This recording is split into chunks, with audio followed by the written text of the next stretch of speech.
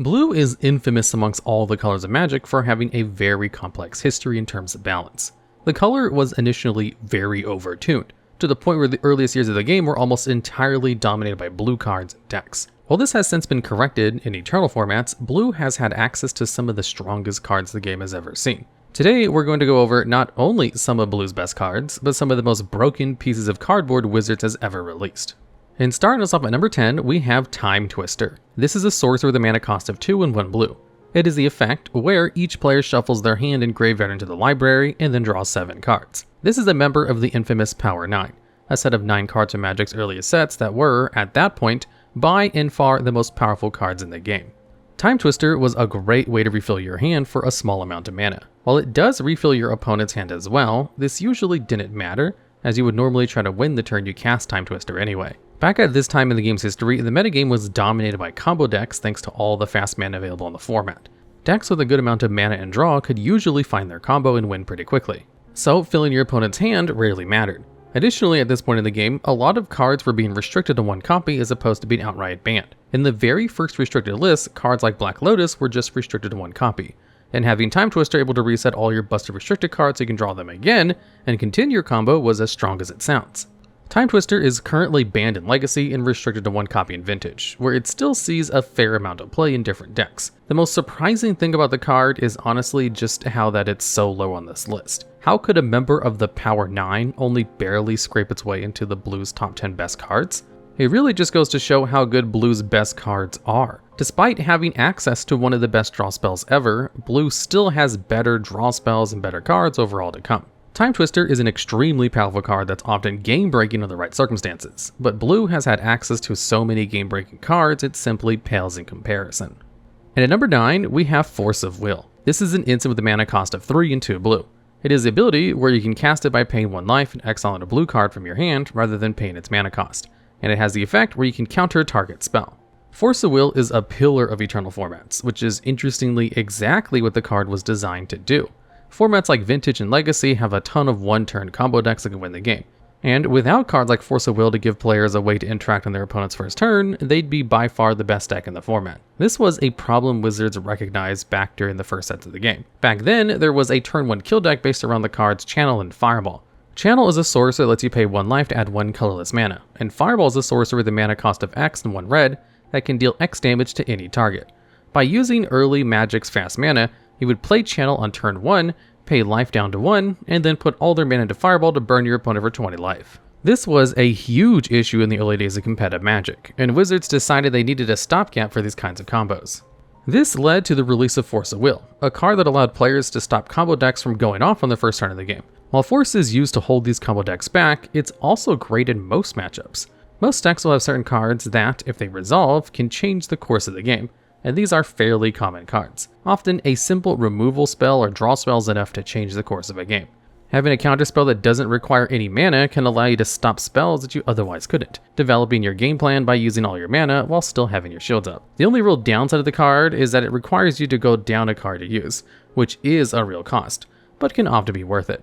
It makes playing the card have a much higher skill ceiling, but doesn't stop it from being worth it. Basically, every blue deck in older formats plays Force of Will, simply because it gives them so much game against the various combo decks in the format without giving up much of anything. Force of Will is a very important card in Eternal formats, but it's not a problem, as the card advantage cost does enough to keep it in check. Still, the card's one of the most played blue cards in these formats for a good reason. And at number 8, we have Daze. This is an instant with a mana cost of 1 and 1 blue. It has the ability where you can return an island you control to your hand rather than pay its mana cost. And it has the effect where you counter a target spell unless its controller pays 1. This is similar to the last card on this list, being a counter spell you can cast for 0 mana. However, unlike Force of Will, Daze's cost is fairly minimal, especially in older formats. Normally, setting yourself back a land is a huge cost, but if you build your deck to have a very low curve, losing out on 1 mana isn't that big a deal. The upside of running the card is being able to stop huge plays from your opponent without paying any mana up front, and all you have to do is play lands you were going to be playing anyway. The card is mostly used in tempo decks such as Delver, which aim to put out early pressure and then control the game with interactive spells. Daze is one of the cards that holds these kinds of strategies together, as it gives tempo decks the ability to stall off big plays after their first turn. If your opponent taps out for a big play, a single copy of Daze can ruin their plays entirely. This has led to players fairly consistently trying to play around Daze, often leaving open at least one mana to be able to pay the card's tax. This alone is a really good indication of the card's power, as if people start changing the way they play the game in order to get around the effect of one single card, you know that it's both popular and powerful. However, even if players do play this way, they're still losing out in terms of tempo. Forcing your opponent to play non-optimally can still do a lot for helping you get ahead on board. Daze alone is a big reason why blue-based tempo decks in Legacy have been so strong for such a long time. Daze can't quite work as a way of keeping formats in check like other zero-mana counterspells, but it has possibly an even bigger impact on how formats play out. Daze is an incredibly format-warping card, and as long as it's legal, you'll see blue tempo decks running around as well. And at number 7, we have Mystical Tutor. This is an instant with a mana cost of 1 blue. It is the effect where you search your library for an instant or sorcery card, reveal it, shuffle, and then put the card on top of your library. Now, search effects are almost always good, especially when they're this efficient. Finding the perfect card for a scenario gives your deck a ton of extra consistency and allows you to make plays you otherwise couldn't. Choosing what card you get to draw for turn simply gives you way more control over the game. You do have to go down a card in order to do this, but that's often worth it if the card you're finding is good enough. If you can win the turn you play the spell, losing a single card won't really matter. The easiest way to do that is to find a combo piece. Mystical has been used in this respect for years, though going over each and every place that has seen play like this would take forever. It can be used to find powerful combo pieces like Doomsday or Yawgmoth's Will, or if you're really desperate, find a piece of insurance for your combo like Force of Will. When comparing this card to other tutors, Mystical is one of the more practical cards of this kind, though Black's tutors do beat it out. However, when compared to cards like Worldly Tutor or Enlightened Tutor, Mystical generally comes out on top. Instants and sorceries are not only some of the most powerful types of cards around, but also some of the best for combos. This means that Mystical Tutor will often signal the end of the game, setting the player up for their combo by finding the perfect card.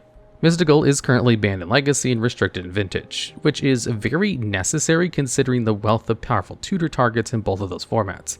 Mystical Tutor is one of the strongest tutors in the game, only being outdone by Black's amazing tutors, and simply allows for scarily consistent combo decks. And at number 6, we have Mental Misstep. This is an instant with a mana cost of 1 Phyrexian blue mana, which can be paid with either 1 blue mana or 2 life. It has the effect where you counter a target spell with a mana value of exactly 1. This is yet another 0 mana counterspell, which probably shouldn't be surprising considering how good of an effective free counterspell is. Misstep is the most problematic free counterspell in the game, and a big part of that is simply because it has a Phyrexian mana as its cost. Since you can pay the card's cost with life instead, you don't have to spend colored mana on the card at all. This means that every deck, regardless of color, can play the card. While this is a good trait, this alone won't make a card good. However, if the card is strong, this becomes a massive upside, and Mental Misstep is an amazing card. While the effect is very narrow, it's less narrow than you might think. Out of every possible singular mana value, 1 is easily the most common. As the most efficient amount of mana a card can cost besides being completely free, players are very heavily encouraged to play 1 mana spells. Even the slowest decks in most formats will be playing some 1 mana spells. In older, more powerful and faster formats, this balance becomes even more skewed in favor of 1 mana value spells. Decks are completely dominated with 1-drop spells. From Lightning Bolt to Dark Ritual to cantrips like Ponder, 1 mana spells are all over the place. Misstep ended up being able to counter a huge majority of the cards in players' decks in formats like Legacy and Vintage. This is what made Misstep a staple, but it gets quite a bit worse. Misstep itself was also technically a 1 mana spell, so Misstep would be able to counter other missteps. This led to a situation where everyone was playing Misstep just to stop their opponent's missteps from resolving. This was a complete disaster, which is why the card was banned in Modern and Legacy and restricted in Vintage. Misstep is an infamously powerful card that actively broke most formats it was allowed in, and somehow, it's only at number 6 on this list. And at number 5, we have Brainstorm. This is an instant with a mana cost of 1 blue. It is the effect where you draw 3 cards, and then place 2 cards from your hand on top of your library in any order. The ability to draw 3 cards at instant speed, even if you have to put 2 of them back, is incredibly strong. While you can't find any card you want, the control it gives you over your hand is impressive. The main downside of Brainstorm is that it puts the cards back on top of your library and forces you to draw it again. This means that if you have bad cards in your hand or drawn to bad cards, you'll still have to draw into those bad cards. However, there are still ways to take advantage of this in a lot of those small ways. And it's those small ways that take it from good to broken. For example, if your opponent casts a spell like Thoughtseize to try and make you discard your best card, you can cast Brainstorm and hide your combo pieces or important removal spells on top of your library to draw into them later. Alternatively, if you draw into bad cards, you can put them back on top of your library and then shuffle your library, usually with a card like one of the fetch lands. Those bad cards will be shuffled into your library and replaced with other, hopefully better cards. So, if you have 2 bad cards in your hand, you can replace them in Brainstorm with 3 different good cards. This gives you a unique ability to sculpt your hand that no other draw spells can really match. The ability to find the right cards is something we've already discussed on this list, and Brainstorm is the best card of this kind Wizards has ever printed. And at number 4, we have Gush. This is an instant with a mana cost of 4 and 1 blue. It is the ability where you can return 2 islands to your hand rather than pay the spell's mana cost, and it has the effect where you draw 2 cards. Gush is a card that's very interesting, as the ability to draw 2 cards for 0 mana is incredibly powerful in combo and tempo decks. However, bouncing your lands to your hand is usually seen as quite the hefty cost, and it sets you back 2 entire lands, far more than Daze does. Of course, this isn't quite enough to hold the card back. The easiest way to use the card was to simply use it to draw a few cards during your combo turn before killing your opponent. However, this is by no means the only time the card is useful. In fact, Gush can be used well in a huge number of scenarios, if you're looking out for them. If your opponent tries to destroy one of your islands with a card like Wasteland, you can bounce it to your hand in response to save it. And since the bouncing of lands is technically a cost, this is completely uncounterable. If you need extra mana to cast a spell but don't have land in your hand, you can tap your lands to float the mana, gush them back to your hand, and then play them again and retap one of them for extra mana. This alone makes main phase Gushes extremely powerful, allowing you to dig for more cards without giving up anywhere near as much tempo as you would expect. Gush is the kind of card that has tons more plays on it than it looks at first, to the point where there are several applications that I'm completely unaware of. Gush is one of the most powerful draw spells in the game, and all the things in the card that may look like downsides are in fact upsides more often than not. Gush is banned in Legacy and restricted in Vintage, and will almost certainly never be left off of either list. And at number 3, we have Tinker. This is a sorcery with a mana cost of 2 and 1 blue.